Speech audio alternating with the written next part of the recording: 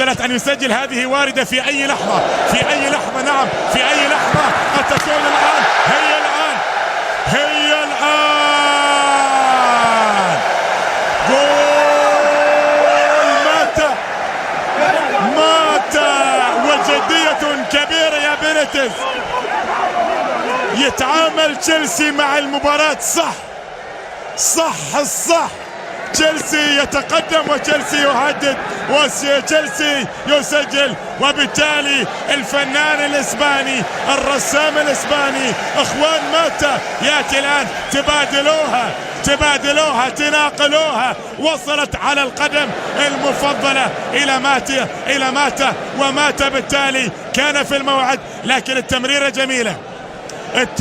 جميلة، ويقولون في كرة القدم التمريرات الذكية تأتي بكل معنى الكلمة. الشوط الثاني من المباراة يبدأ بصورة سريعة جدا، وجول ثاني لتشيلسي. تشيلسي في اللحظات الأولى يظهر توريس ويسجل الهدف الثاني، ويضع تشيلسي الآن في وضعية ممتازة بعد عمل كبير، بعد تقدم في الجهة اليسرى. وبالتالي هازارد على ما يبدو البلجيكي إلى الإسباني.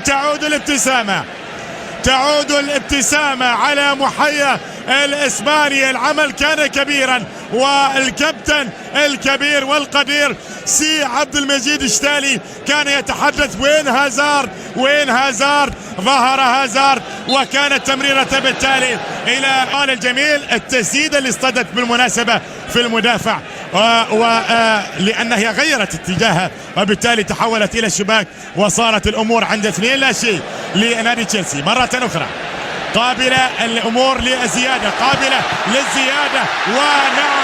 ونعم 3-0، 3 أهداف لتشيلسي. الآن الهدف الثالث يسجل، ويبدو أوسكار هو اللاعب اللي سجل، وبالتالي الأمور صارت سهلة.